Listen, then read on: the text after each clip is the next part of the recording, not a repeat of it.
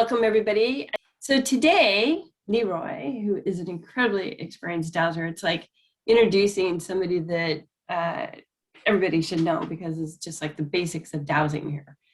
He's been dowsing for over 60 years, all over the US, Canada, 4 different countries, past president of the American Society of Dowsers, longtime ASD trustee, specializes in almost everything: earth energy, geographic stress, international dowsing, map dowsing, oil and minerals, and water dowsing. He's dowsed over 15,000 water wells and thousands of other dowsing projects, featured in leading national media and newspapers, and it sounds like the outdoor magazine that you were just talking about, which is great. So check out that article. And so with that, I will give it to you, Leroy. Hello, folks. This is map dowsing for this year, and map dowsing changes every year, so we're going to go right into it. By now, doing this, both coursework and the school, you've had all kinds of definitions of dowsing, and you're going to get one more. And what I'm going to recommend to you is you take all of those definitions and you put them together like that, and you multiply by 6 and divide by 11, as it says in A.A. Milne, and you come up with a dowsing definition that feels and fits you. It will become yours because what you're on and what you're doing here in the long run is a shamanic journey. So I start my definition this way. Newton sat under an apple tree, and an apple hit him on the head, and he was a good enough mathematician to figure out gravity. Now we fast forward all the way to Einstein. Einstein says E equals mc squared. And Einstein admits, right, in his writings that he woke up in the morning with that equation sticking to the inside of his eyeballs. So, of course, he wrote it down and had a great deal of math to do after that in order to make sense of what he had literally dreamed. So you and I live in a primordial soup of frequencies. Everything on the periodic chart vibrates to a frequency. Everything in our world is made of what's on the periodic chart. You were probably feeling all those frequencies when you were still in the womb. And we say that young people are tabula rasa, which roughly means without information. It doesn't mean that their ears, eyes, nose, and throat don't work. It means there's nothing in between their ears when they're still in the early crib, and they don't understand. So when you walk down the hall toward the crib, the baby hears the boards creaking under your weight, but doesn't know what creaking boards are. But their ears and eyes work, and they soon learn, of course, that creaky boards means they can feel the aura of mom or dad coming toward them. And of course, if they want attention, they're going to cry, which is the way to do that. Doesn't take them very long to learn that one. Okay. Up here on the board, we have some equations, which maybe you can read and maybe you can't, but they're in their breakout room, and I will going to read them to you. And they come from lots of different sources. First source is my wife. My wife has come after lots of years and says, attention plus intention yields magic. And the second one, which basically comes from the now television show Ions, says entrainment equals coherence and unity. And entrainment is what you're here with the American Society of Dowsers to do, learn, and be. When you can feel the frequency that you want, when you know the frequency and you can pick it out of universal consciousness or out of the vibes, as the people from the city say, it's all out there. You just focus on it and bring it in. After a while doing this, practicing being entrained, then what you entrain it on doesn't make a whole lot of difference. If you want to specialize in something like dowsing your vitamins in the morning, fine. At this point, there's little that I cannot get entrained on. I have a call this morning from a woman in Vermont who wants me to see if I can help her find her cat. Okay, whatever. If you can become entrained on it, you got it. And we say, can I, may I? And I say, is this an appropriate time? I won't say, should I? Because I won't should on you or anybody else if I can help it. If it slips out of my mouth, it's because I'm an old geezer, and that's okay. Can I, may I, and is this an appropriate time?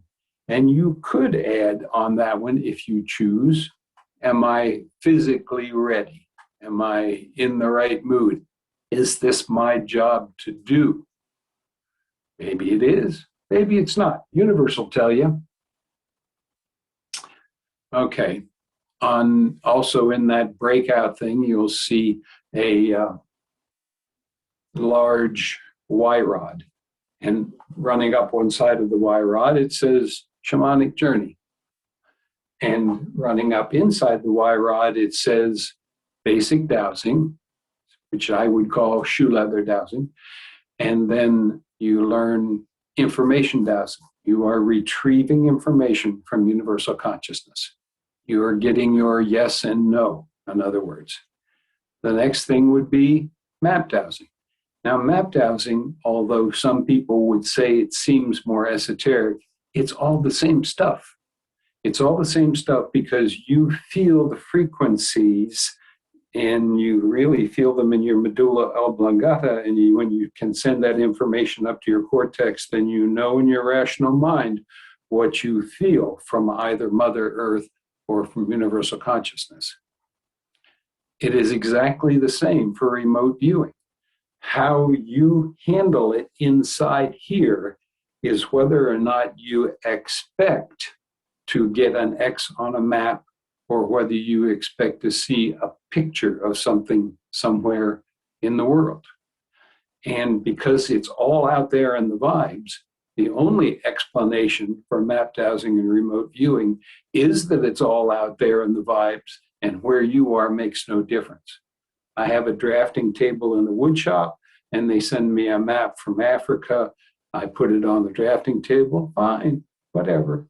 It doesn't matter where, and it doesn't really matter when. Once in a while, you'll get into a job where when might be a question. And we had a president some time ago who told the basic school, you cannot douse back and forth in time. And he was doing them a disservice because you can, if you try, if you work at it, and it will take work. Dowsing is exactly like playing a piano. If you practice, you'll get better. And if you don't practice, you won't get better. You will not be a concert pianist that way. All right. Remote viewing. And the last thing going up that Y rod is mystic. Map dowsing, remote viewing, mystic, and mystic is where you're going. You're down here for this journey. It is optional. You take it or you don't take it, but it's a required journey. So if you don't take it this time down, you will probably take it another time down. I was speaking in New Jersey one time.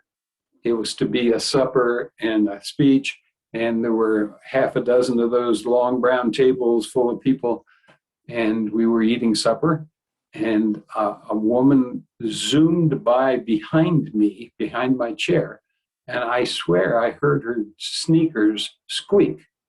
And she backed up a step or two, and she looked at me and she says, "Oh, you're Leroy Bull." And I said, "Yes." She says, "Well, this is your 7th time down and you finally got it right." And zoom, her sneakers squeaked again and she was gone down the aisle. Fantastic.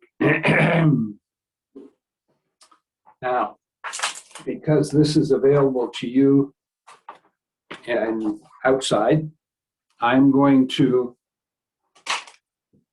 talk about Rover the Lost Dog. Rover the Lost Dog has that name for a reason, which you obviously understand. And I'm going to put a circle right here, and that is going to be Rover for the next few things that we're going to do. Okay. Yep, that shows enough. There are a lot of ways to map douse, and douse in general, of course. But what I'm going to do is, of the 10 or 11 or 12 or 13 things listed in the book, I'm going to pick out one of each kind and type so that you see this happen. Here in front of you, and later I'm going to douse a map right here in front of you so you see the goings on. Remember, you need to put yourself in your dowsing headset. Your dowsing headset is you are feeling the frequencies that are the universe, and you are settled in your mind. That doesn't mean you have to be in a quiet place, but if you like quietness for it, fine. And if you don't, fine. I give you this example. I have the interesting pattern of, if they hire me to come do a job and I drive the car out into the field, very often I will stop the car and get out, and then I have to move it later because where I put the car is where it's going to be the water well. On that particular job, when I got there, the farmer who sold the land was there. The people who bought the land were there. There were 2 or 3 dogs and 2 or 3 cats and several neighbor kids and the well driller. So I really had quite a herd. And the farmer came over to me and he said, "Oh, and by the way, 2 houses up, I sold that piece of land to a physicist. Would it be all right if he came down and watched too?" And of course, at that point, I'm saying to myself, we got about 20 animals here. What's the difference if we have one more? Physics, chemistry, and all of the what I will call hard sciences teach one particular thing that's really great for dowsing, and that is they teach those people how to ask and formulate very good questions. So oftentimes, my wife and I will do a job together, and she will pose questions. I will retrieve answers, and we will get it all going that way. Remember, at all times, stay as far away from colloquialisms as possible, because colloquialisms don't say what it is you want to say. They imply it because they've become used for that purpose.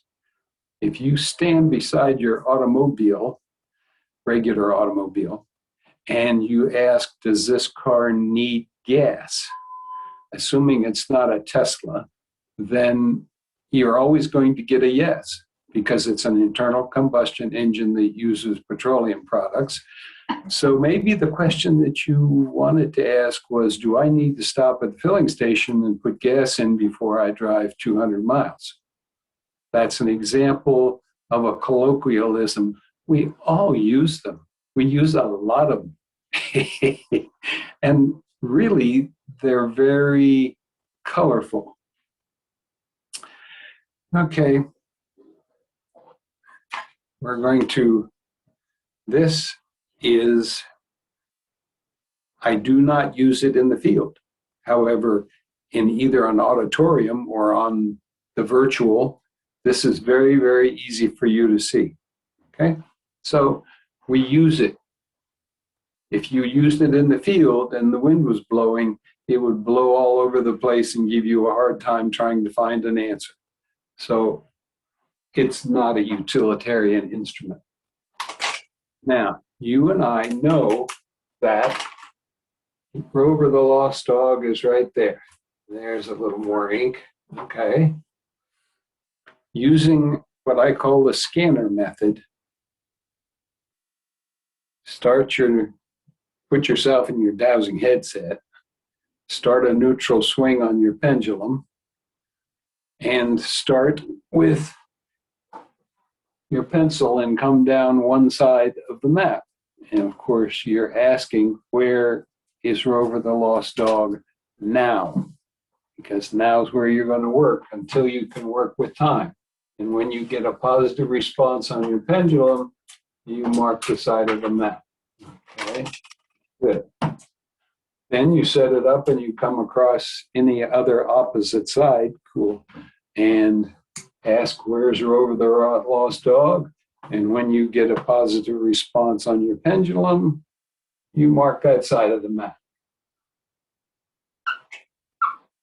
Now, there's only one more thing to do, and that is draw those two lines together.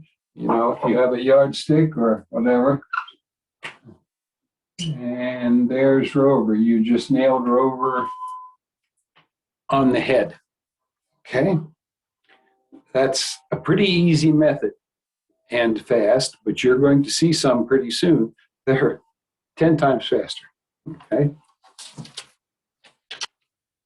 Next one I'm going to do is the Y-rod method. And there's my Y-rod. A Y-rod has the inconvenience of using both of your hands, one on each stick, so to speak. So I had a fella tell me one time, well, he uses a Y-rod and he just eyeballs where the tip of the Y-rod is when he gets his results. And I find that facetious because the thing is going up and down and round and round. So where is it? Where was it when it moved? So one thing you can do is you can park a pen or pencil inside your hand. It's not very comfortable, but it works just fine. Then you put your Y-rod up in your search position, and you now no longer are looking at the tip of the Y-rod. You're looking at the tip of the pen. So you would do exactly the same thing you did before. You would take your pen and come down the side of the map, and when you get a positive response, you would mark it. And when you went over the other side of the map and you get a positive response, you mark it and you just draw the two lines together. That's the least convenient method. All right. Kinesiology, slippery tacky. Paper you generally feel, if it's not a photograph, is tacky. And a picture, a celluloid picture, is slippery. So in kinesiology, you could set it up in your mind, use the information up here, and use it this way. This is a whiteboard, and it is slippery. So if you're looking for Rover the Lost Dog, take your predominant hand, take a finger in your predominant hand, and start up at a corner and start making little circles, and little circles, and little circles, and little circles. And when you make enough circles and come down far enough, oh my goodness, pop, you just found a dry spot, a tacky spot. Then you would mark it right there, take the line over if you want, do the same thing on an opposite side, slippery, slippery, slippery, slippery, slippery, slippery, tacky. Bingo, there's Rover. And of course, you draw the two lines together. It doesn't get much faster than that, even in some of the remote viewing things. That is an excellent way. Easy L-rod. You can, and I have to lotto it. The yellow and the blue mean that the camera can see it. You don't need the yellow to attract the sun and the blue to attract water or any such craziness as that. You could take your L-rod and sit it at a corner, and you're asking for the location of Rover the Lost Dog. And you let the Y-rod wander around until it comes to its decision, your decision, and you could just take a pen and go right down the Y-rod, and you would have a line to Rover. It's not doing very well, is it?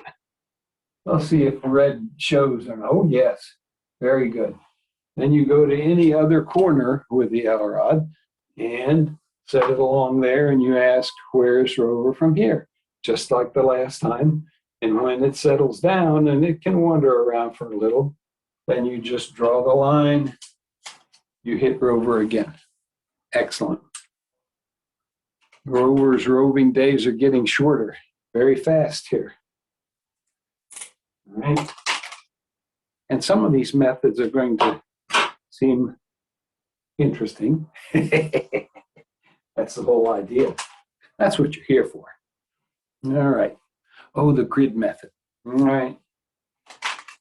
If you're a logical, kind of reasonable person in the sense that you like things in little boxes, like my father-in-law, who is a civil engineer, okay.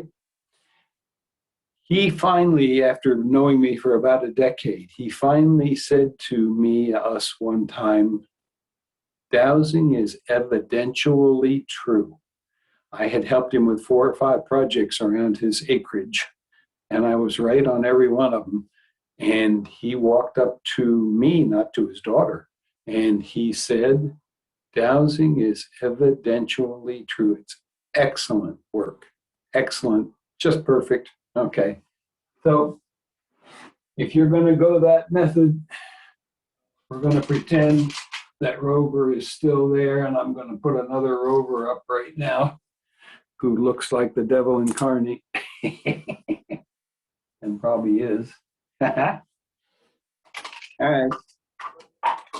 For those who want to put it in boxes, you take the map of whatever it is and you draw it into 4 boxes, and you could call this box 1, box 2, box 3, quadrant 4. And now you can just information dowse it if you're more comfortable with information dowsing. So you would say to yourself, says I, is Rover the Lost Dog in quadrant number 1? No. Is Rover the Lost Dog in quadrant number 2? Yes. Is Rover, now you can use your dowsing to check your dowsing, like you can use addition to check your subtraction. So we're going to ask, is Rover in quadrant 3? No. Is Rover in quadrant 4? No. And the reason I went ahead and did all 4 quadrants, because if Rover's on the line between 2 and 4, they're going to get a yes for 2 and a yes for 4. Now you have a really good idea already where Rover is. Now, if you want to know where Rover is in quadrant number 2, you draw quadrant number 2 into 4 boxes. Becomes 2A, 2B, 2C, 2D. And you information dowse. Is Rover in 2A? No. Is Rover in 2B? No. Is Rover in 2C? Yes. Now, if you want to keep this going, you knock 2C into 4 boxes. And I'm not going to do any more. You see how it's going. And you just keep making the boxes smaller until you hit Rover right on the head. Perfectly good way to do it. No problems. Easy peasy, as the young people say these days. Now, grid method, tracking method, deviceless dowsing. Oh, this is fun. We're going to do remote viewing next. Okay? So I'm going to take some of it off, but not very much, because it doesn't matter. Okay.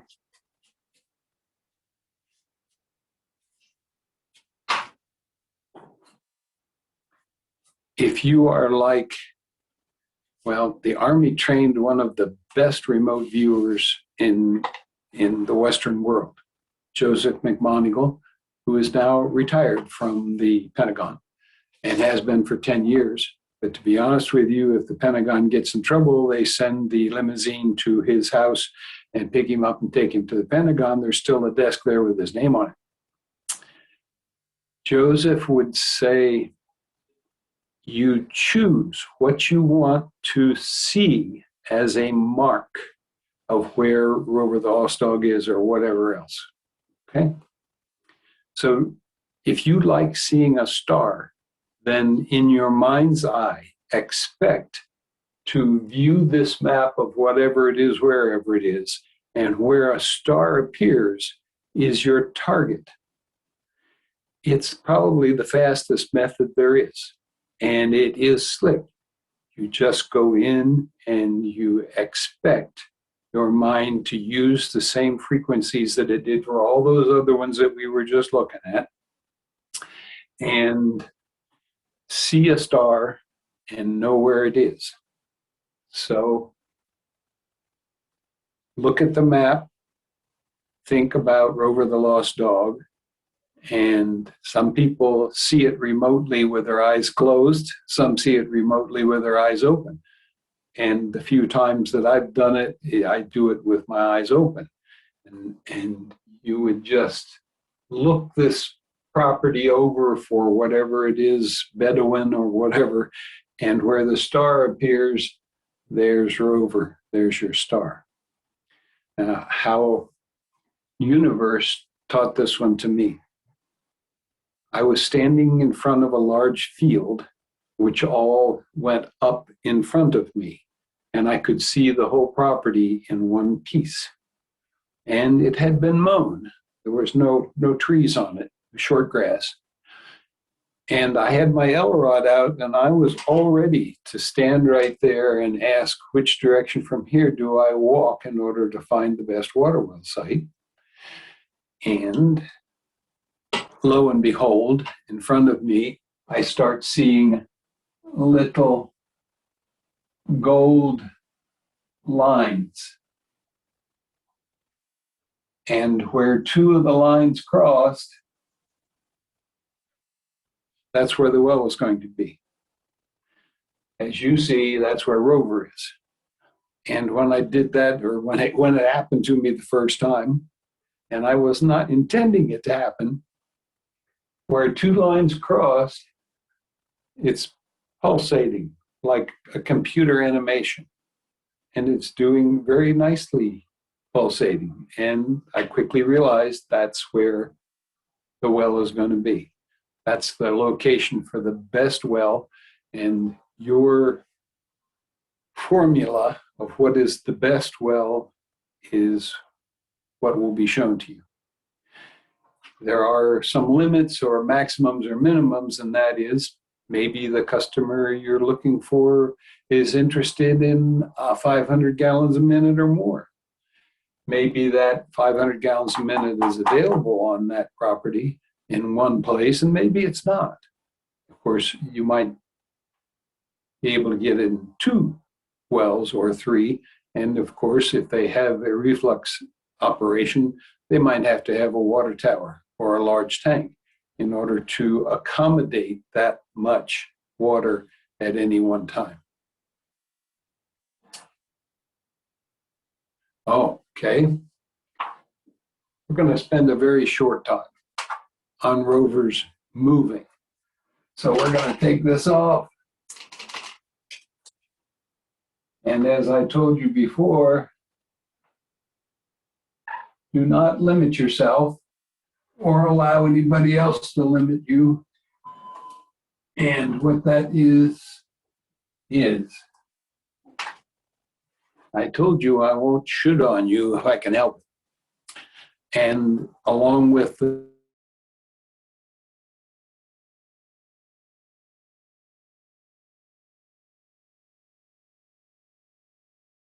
about to show you is the only way that it can be done. And if you believe that it's the only way it can be done, then you have limited yourself. You have allowed somebody else's limits, be verbally, to limit you. So the story went like this. I got a call from St. Johnsbury, Vermont, and a person and his wife, who were members of ASD, they had a dog that was half wolf and half dog. And that dog liked to wander a lot and often. So they called me one time, wanted to know if I could help them find the dog. And since I know St. Johnsbury somewhat, I got the map out and dowsed where and when the dog would be at a certain site.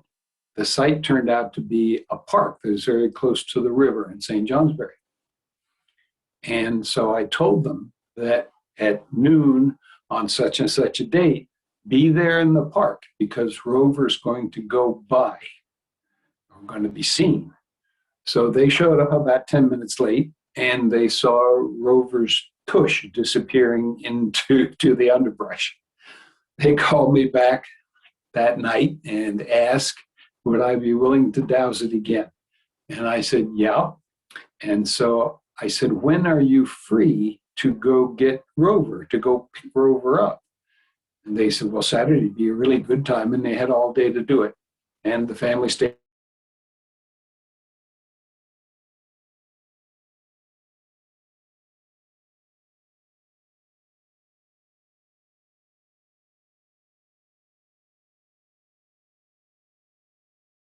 There. This time they would show up nice and early. And further, I said, considering Rover's propensities, take a bucket of water in a big bowl and a T-bone steak.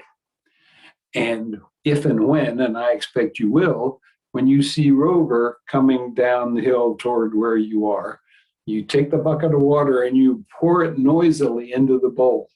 And when you get that done, you take the T-bone steak and you swing it out there for Rover to smell, taste, and feel. That day, Rover got the steak, Rover got a drink and got in the car, and Rover went home. So dowsing through time is a matter of you're concentrating on when and where. So you need to be specific. You need specific time. And you will find the place. Some of the other details you'll have to work out yourself. That's one of the things about map dowsing and any other dowsing, is that you may have to be creative in the moment, at the time. You may need to create a way in which to dowse for whatever it is, and not because you saw that specific method here in the American Society of Dowsers or the British Society of Dowsers, but that you learned how to become trained on the target, and that way you can find and create a way to do it. Now we're going to get rid of some of this, and because you already know it's map dowsing, and I've written all over the place. Okay. The next one that I choose to work on with you is GPS. If you have on your computer a map program that has latitudes and longitudes along the edges, you can just dowse for whatever it is by finding the numbers. Very much like the grid system we went over a little while ago. So there's a bunch of numbers here and here. There are hours, minutes, and seconds on the GPS. And you can just set your pendulum up and ask, Rover the Lost Dog is where, as far as numbers are concerned, and you just go across the numbers until you hit Rover. And right there is hours, minutes, and seconds. And you go down another side and you hit Rover and you write down the hours, minutes, and seconds. And here's where that story comes from. A man called me from Texas. He is a builder and a realtor, and there's Rover. I think you can even see that Rover. There's a happy dog. Okay. He called me and said that he had just purchased 700 or 800 acres to develop. And would I help him find water? And the neighbors had told him that there was Native American grave sites on that property. And if you don't know, it's a federal offense to disturb a Native American gravesite. So we set up a time, and when he called back a few days later, Diane, my wife, had put that program on the computer machine, and I went across and dowsed for the latitudes and longitudes, and I wrote the numbers down, and Diane was on the phone with him while I was doing this live, and Diane would give him the numbers, and he had two telephones. He had the telephone talking to us, and he had a telephone talking to a man out there on the 700 acres who had a portable GPS machine. So the realtor told the worker what the numbers were, and the worker took a stake and flags, and he quite literally knocked the upper corner off because the GPS said Native American graves are up in that corner, and they never built in that area. That whole thing, from the time they called us on the telephone until the worker was pounding stakes in the ground, was like 15 minutes. Fantastic. Just simply fantastic. I'm going to go over another method that's a little bit a combination of several of them. And it is from one of the men who was teaching map dowsing when I was in school in Danville. And that is Bob Ader's method, or some people say Adder. So Rover is going to come in real handy right now, because Bob Adder created what he called pencil dowsing. He set the map up, and of course he asked the appropriate questions, which were, is Rover the Lost Dog presently on the area represented by this map? And if he got a yes, he knows it's the right map. Is Rover the Lost Dog tethered, meaning he's holding still? Yes. Okay, now Bob Adder's ready to work. So Bob gets himself in his dowsing headset, and he starts anywhere, doesn't matter where. And he goes up across in his mind's eye and with his pencil, didn't find Rover. He goes up with his mind's eye and his pencil, bingo, Rover. Goes up over here, no Rover. Comes across the other way, no Rover. Comes this way, Rover. And back this way, no Rover. Bob already found where Rover is. It's perfectly obvious. However, it's not where he stopped. Bob would envision that coming up over Rover was energy in a cone shape, as though it's a volcano.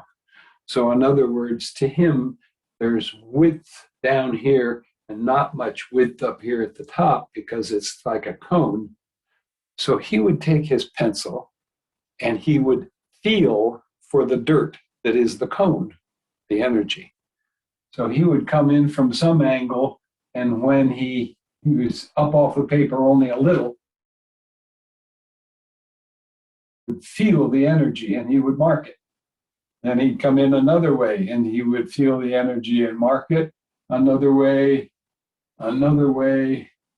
but he didn't stop there. And it's obvious to all of you, you could just draw any of those X's together and you've got Rover.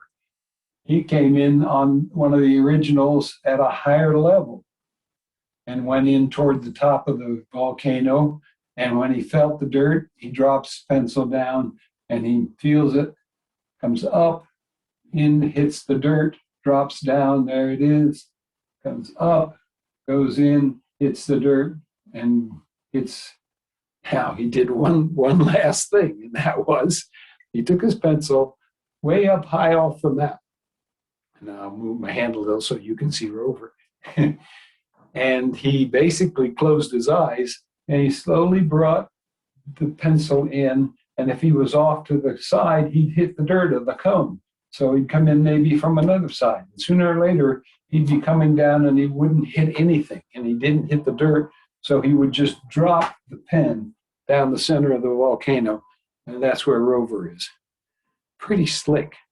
And for something that was created 50 years ago, awfully, awfully accurate. It's a tiny bit pedantic, but it's a very, very good way to do it. Okay. Let's get rid of some of this.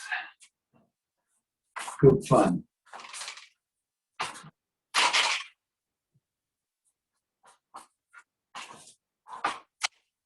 Now, there are some people who feel they don't want all those cats, dogs, kids, and other persons and physicists in the field with them. And there are some people who don't care. And in truth, the portions of your head that you use for different things are different places. So if you are disturbed by there being a bunch of people standing there or a herd of deer coming toward you or whatever it is, then, do it at another time or get them to be someplace else, whatever. If in that field where I drove the car in and parked the car on top of the potential water well, which did turn out to be the one, if I didn't want 3 cats, 3 dogs, 2 kids, and a physicist, and 4 neighbors, and the farmer, and the owners there, then you ask them, for the majority of them at least, to move off to some other corner of the property away from what you're doing. And the antidote to that is, my wife and I have been to Japan 12 times to find time capsules buried by grade school kids. And we got on the plane in Philadelphia, which was supposed to fly up over Canada, which is what they do now, and across Alaska and the Bering Straits and down to Japan.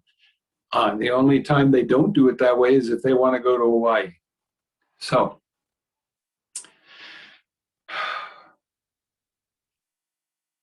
they announced, the pilot announced to us that he didn't feel the plane was safe and that the next plane that we could use was in Atlanta, Georgia. We're in Philadelphia. So he flew us down to Philly, put us all on the next plane, which was a 777. We'd never been on one before. And by the time we got there, there's water trickling down the walls of the airplane. I can understand why he didn't want to fly it for 6 or 8 or 10 hours. However, and we got the 777 and we flew successfully up over Alaska and down. However, we're now 3 or 4 hours late. And the project is 3 or 4 hours gone into where it needs to be and get going, and we're not there. So we land in Tokyo, Narita Airport it's called, it's the new one. And they put us on the Shinkansen, which is a bullet train. And the bullet train rolls between 135 and 150 miles an hour. Now, because of the delays, they're down there at the school where we're supposed to be looking for a buried time capsule, and they've got the backhoes and everything is all there and they're ready to go. And we're on a train 100 miles away, and we're 3 hours late. So the cameraman and the crew set a map of the school out on the seat in front of me and had me mapped out where this time capsule is. And they, of course, take pictures of that with their fancy cameras, and they send that information from one camera down to the camera at the school, and it gets reincarnated down there, and they start digging. And by the time we got there, they had already dug up the time capsule. You don't have to succumb to the idea that you have to have quiet. You have to be in a yogi position, or you have to have a willow stick. Believe me, if you believe in your heart of hearts that you have to have a willow stick, if you believe it, then you will have to have one because you believe it. Any old stick will do. It makes no difference whatsoever. All right. This to me sounds like a good time to ask if you have questions. If have they put any in the chat room or whatever it's called, and is There's one. Christy there to forward any of them? Yes, I'm going to repost the one here from Margarita. Well, I'll just ask it. She says, what if instead of finding Rover the lost dog, the task is about a runaway teen who doesn't want to be found? Can you still map Dows to find that person? Oh boy, did you strike a good one that time. More years ago than I want to remember. Here comes a runaway teen. Yes, that's a good runaway teen. It looks, in case you can't see it, it looks like the devil incarnate. Okay. Many years ago, I answered the phone, and it was a couple from the state of Washington.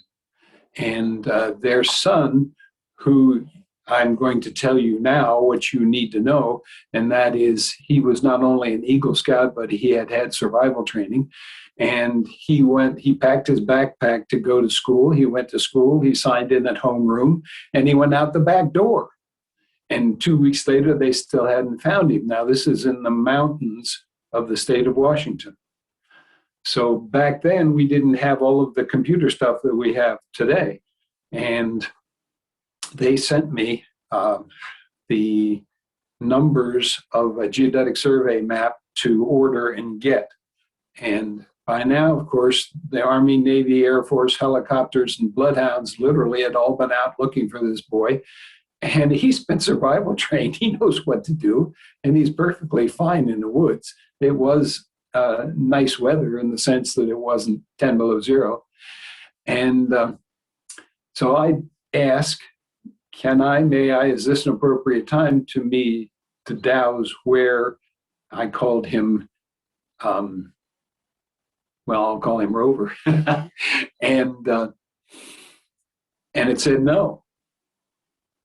So I started dowsing, doing some information dowsing, and that was, how come I can't find out where he is now? Is he still alive? Yes.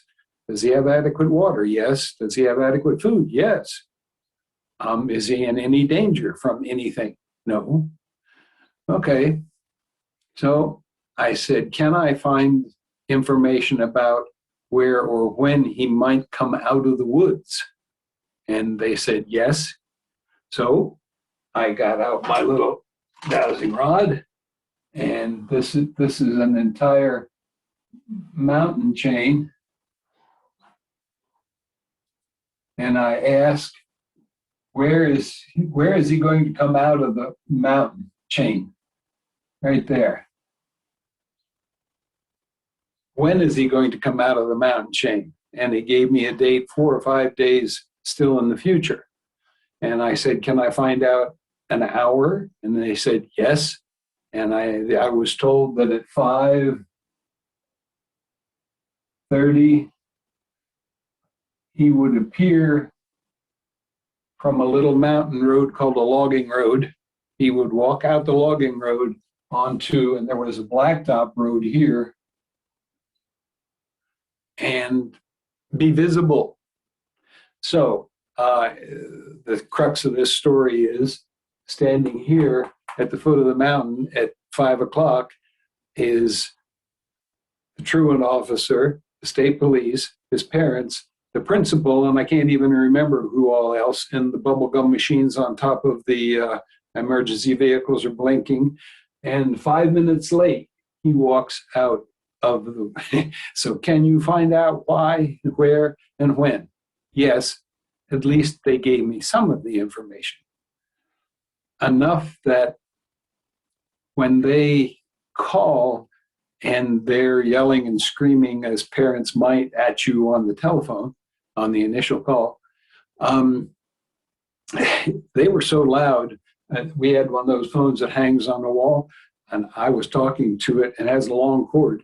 I was 2 rooms away from my wife, and I held it away from my ear because they were yelling so loud. I couldn't hear them. They were yelling so loud. So when they finally took a breath of air, I said, "He's still alive." Now that knocked the din down about 10,000 decibels, and we could actually communicate a little bit. That's how it could work. And that was long before cell phones, because it certainly would have been easy if the kid had a cell phone. They would have called the FBI. They would have Xeroxed him off or whatever it is they do, and there would be the kid. Okay, other questions? Any questions about any of the types of map dowsing that I may not have covered that are listed in the chat room?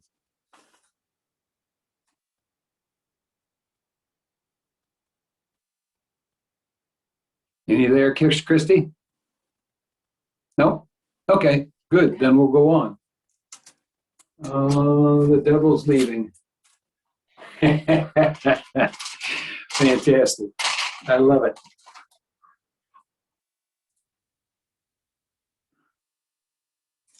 Map dowsing a picture. When in kinesiology, I'm going to go over what is a map. And really, it's anything. And of course, paper maps can be USGS, or they can be the state map of the state you're in, or whatever. And you can also map douse a picture. Now, pictures are slippery, and generally they're a little darker, especially if they came through electronically.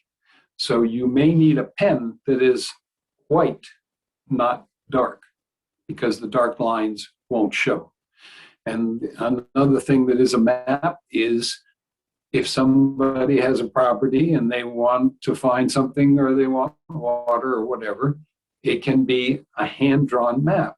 The one thing you need to remember on a hand-drawn map is that it is hand-drawn, and it is probably not to scale.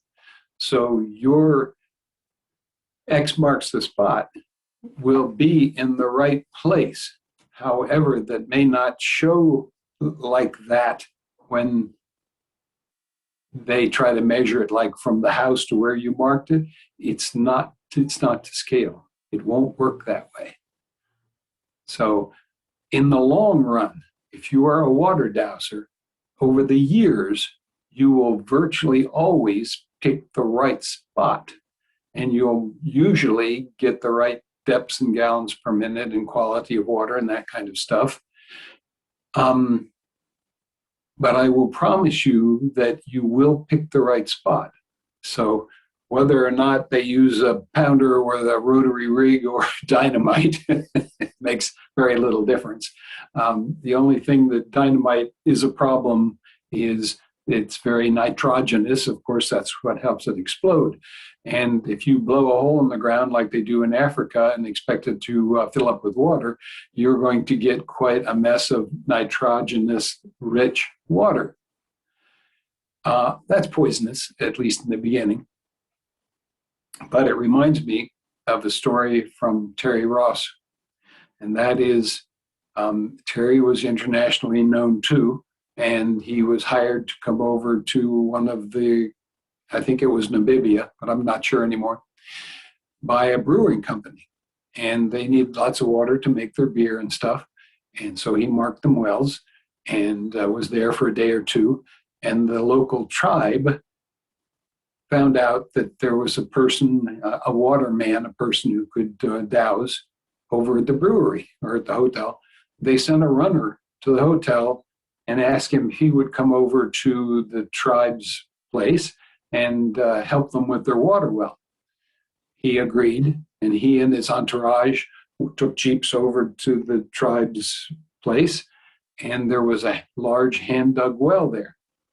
And the boss, shall I say, the chief, explained to him in English that it used to be a 4-bucket-a-day well. Every Hogan got 4 buckets of water. And over the years, it's gone down to where it's a half a bucket of water a day per Hogan. And they're, of course, hoping that something could be done. And Terry Ross held up things like L rods and so forth, and asked the chief if it would be all right to use them, or might the people in the village be scared? And the chief said they might be scared. Terry Ross said, fine, we'll go about this another way. So you get to learn another way too. The people are all around the old well. And Terry asks the chief to set them back just a little ways, not far. And he and his entourage stood around the well. And Terry's explanation in his book is that he's now going to talk to the water devas of the property and ask, would it be possible to restore this well to its original flow, or even more, since there are now more people in the village? And the answer comes back to him, it would be fine, and we will do that. And Terry Ross told the chief that that's what will happen, but he's not sure quite when, but certainly in the next day or two. So they all leave in their Jeeps and go back to the hotel. And Terry Ross leaves the chief with a message that when something happens, send a runner to the brewery, and the brewer will call me and let me know. Well, while Terry Ross and his entourage are packing up and starting to get in the Jeeps and things, the water in the well started to boil. Nobody of any age in the tribe had ever seen the water go or do anything. And Terry, 2 days later, got a call that the water was running up over the lip of the well, hand-dug well, and down toward the creek, down in the ravine. There are a lot of ways to get things done. And just the methods that I've shown aren't the only ways.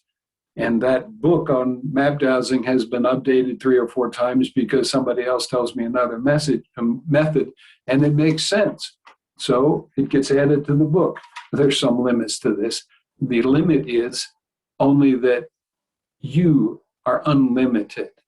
You now have a tool, a way in which to do this. Okay, I'm going to just do a quick map. You're going to watch me do a map.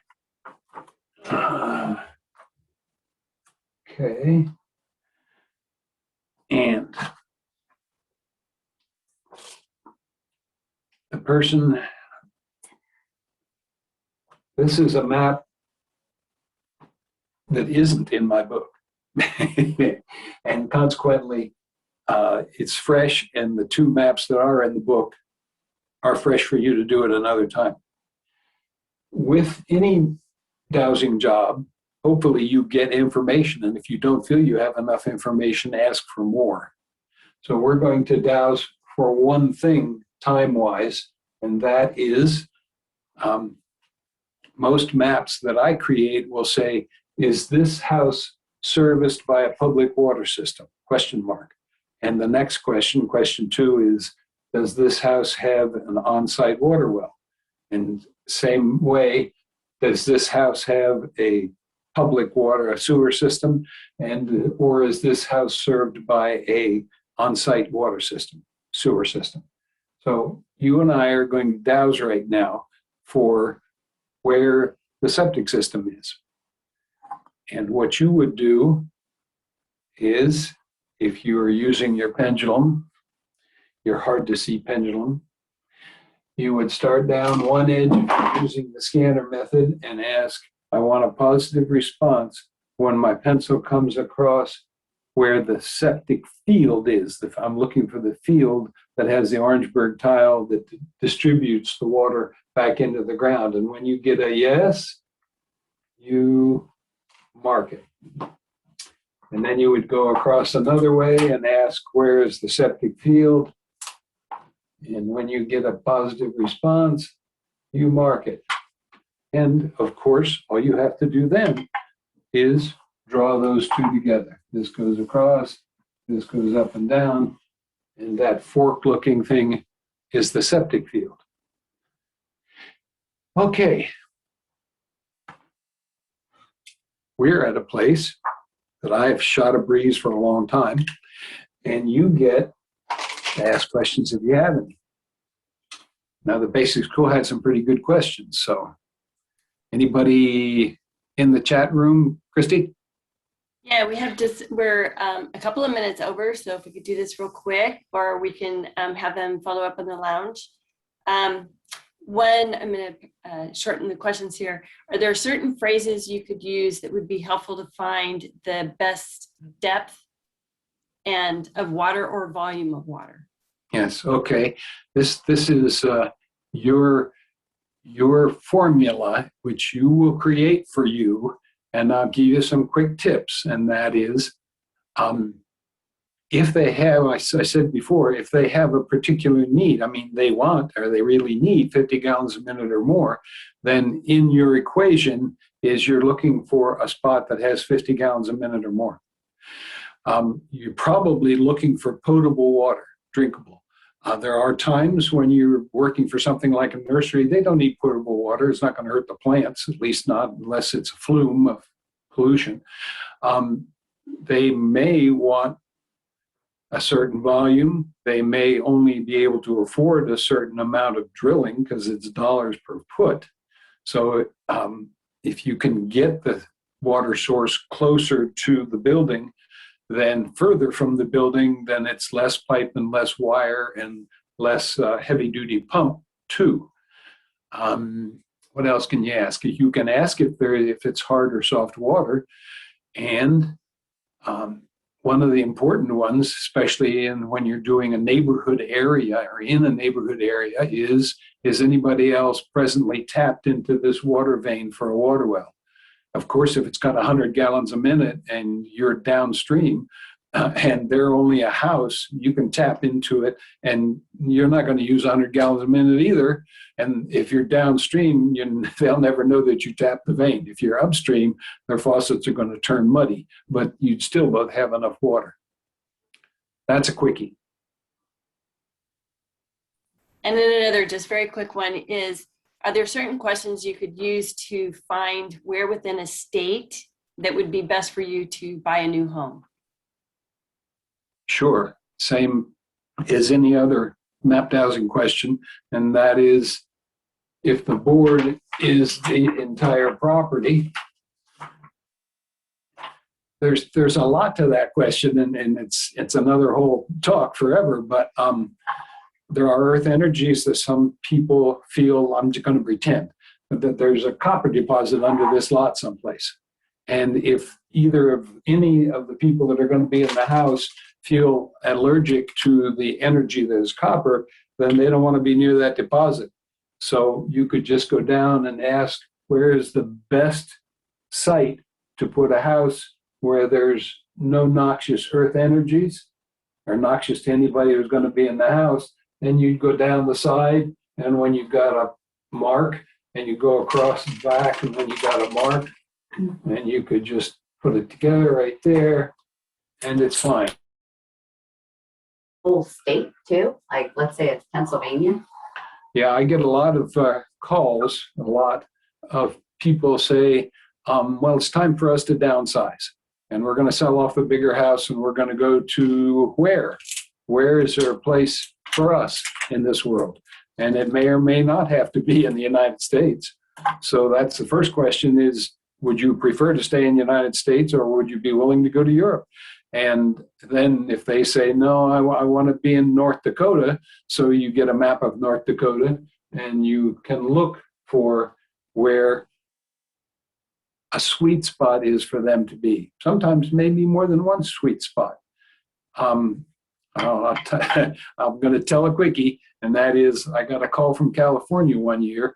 This couple wanted to move to Arkansas, and they said it would be at least, this was winter, they said they weren't even going to Arkansas until spring or summer. So I got a map of Arkansas, and I dowsed a place. It was pretty specific, and I focused it in and marked an X in a field. And they went to Arkansas and they went and looked there in the field, and there was no for sale sign on the land. They went down into town and they walked into the realty office, and the guy behind the desk in Arkansas was the guy who sold them their house in California. And they explained that a dowser had said, there's a place up on the hill outside of town for us. And he said, yeah, that came in 2 days ago and I haven't posted it yet. Yeah. Well, thank you very much, Leroy. That was incredible. Go in peace, and remember, there's no proof that life is serious.